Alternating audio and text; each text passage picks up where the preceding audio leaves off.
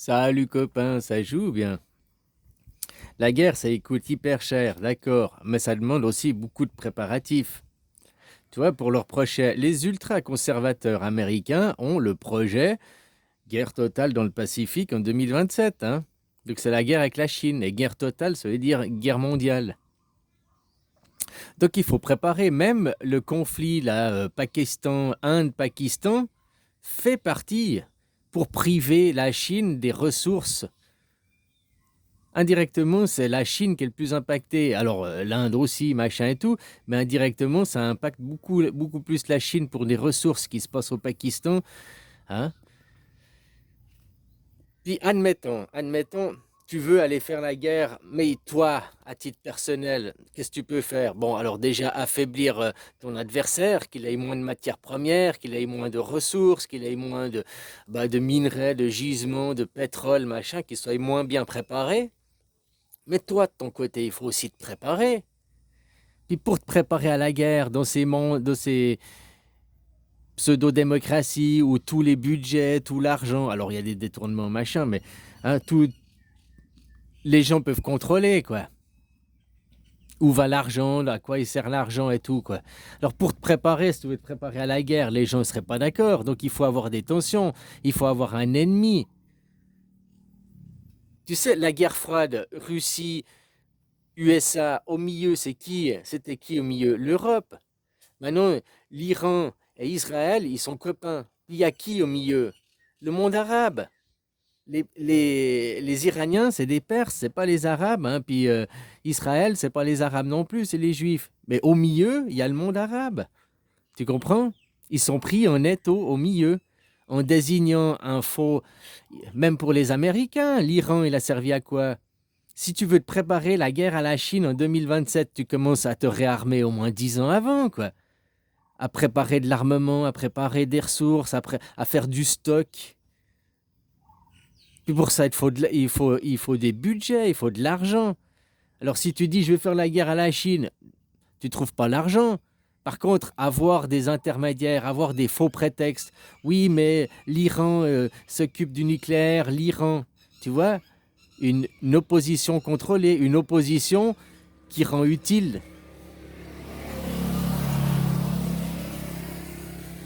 Je dis, l'Iran et les États-Unis, ils sont copains. Donc, avec Israël, ils sont copains.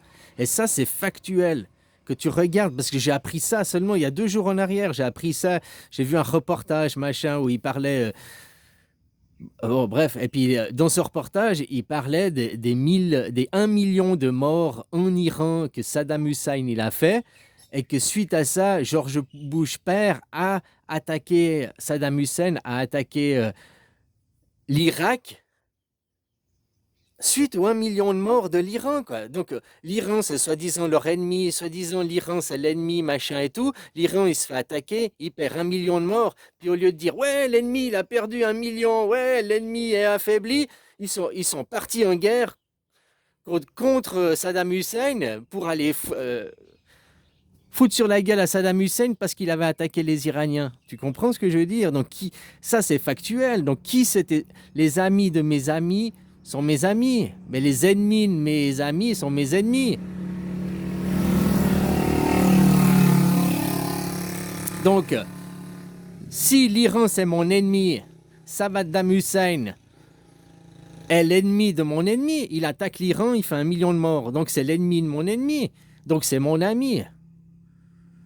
Mais alors, moi, je vais attaquer Saddam Hussein, l'ennemi de mon ennemi, je vais l'attaquer, quoi. Ah, tu fais du mal à mon ennemi, hein? C'est mon ennemi à moi, il est qu'à moi, c'est chasse gardée, c'est mon ennemi, hein. T'as pas le droit de toucher, quoi. C'est ton ennemi ou c'est ton ami, quoi. Faut arrêter de croire la propagande, le pipeau du show télé, quoi. Tout ça, c'est des détournements. Même la guerre en Ukraine. La guerre en Ukraine, le fric qui est pompé, puis Trump, ouais, on a envoyé. L'argent n'a jamais quitté le sol américain. Il est parti dans les industries pour fabriquer de l'armement.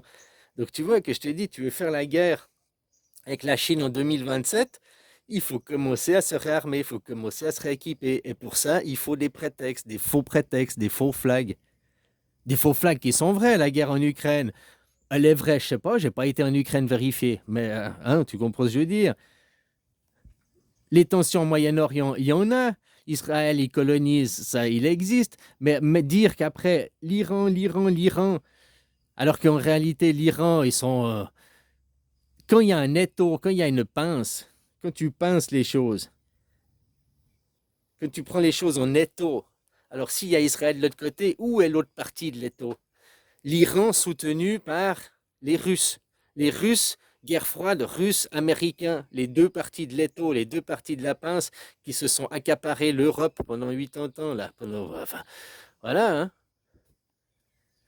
Maintenant, la guerre en Ukraine, c'est un mini remake de la Deuxième Guerre mondiale, hein. Europe face à la Russie, Zelensky interprétant Tonton, Poutine interprétant, c'était quoi, je sais plus quelle, bon, la Russie, quoi, l'URSS, hein, machin, machin. À la fin de la guerre, les Américains qui sont venus pour vous coloniser, ils sont arrivés pour coloniser l'Ukraine, là. Les ressources à nous, on s'accorde sur les ressources, machin, on fait du business.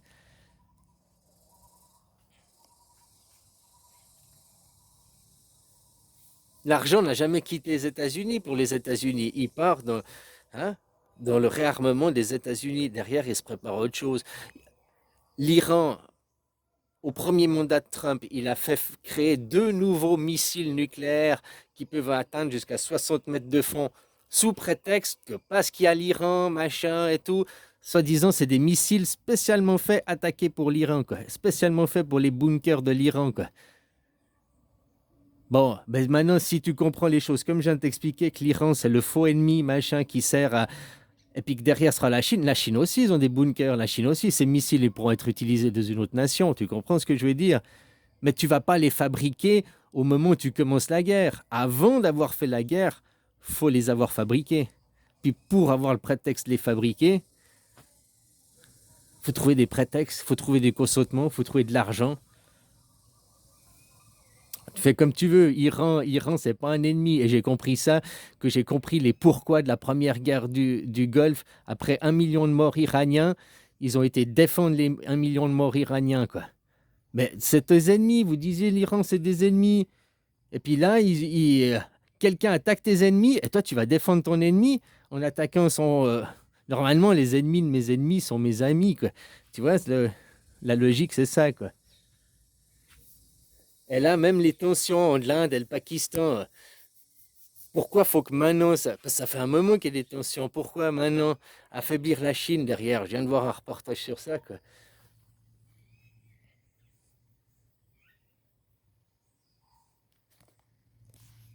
Tout ça, les gens, avec votre consentement, que tu sois d'accord ou pas avec ce qu'ils font, tu travailles pour la ruche, tu travailles pour leur système, le capitalisme. Tu sois italien, français ou américain, c'est la même équipe. C'est le capitalisme. Même les Russes aujourd'hui, hein, même les Chinois, c'est le capitalisme. C'est aussi des deux bouts. Oublie pas, les Chinois, c'est maman. Les Chinois, c'est papa, c'est le patriarcat. Hein, puis vous, c'est le matriarcat là-bas de l'autre côté. Les femmes qui sont en contrôle.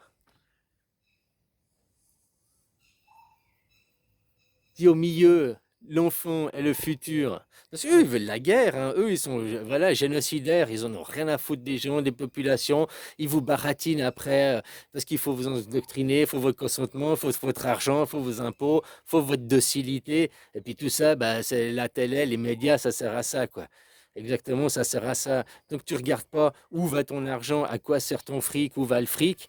Ben voilà quoi. Personnellement, moi, ça fait 20 ans que je paye pas d'impôts. Le seul impôt que je paye là, c'est parce que je consomme des produits. Je paye ma TVA. Ma TVA, elle sert à faire fonctionner l'État thaïlandais, quoi. Ah, voilà. Donc, si la Thaïlande fait des choses pas bien, voilà, je peux être accusé. Mais la Suisse, moi, je paye pas d'impôts en Suisse, je paye rien en Suisse, hein. Tu comprends ce que je veux dire? Je paye rien en France, je paye pas d'impôts en France. Hein? Ce que font les Français, c'est pas ma responsabilité. Par contre, toi, tu es Français, c'est ta responsabilité.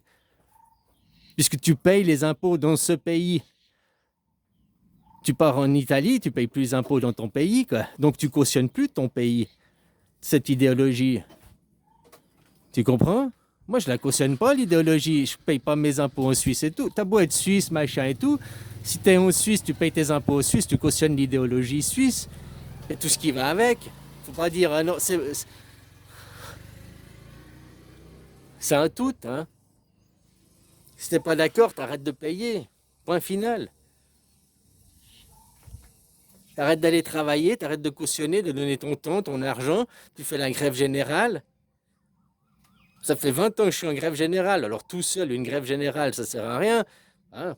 Mais oui, ça sert. Je suis le petit colibri, quoi. Faut bien un modèle, hein. Voilà, voilà, quoi.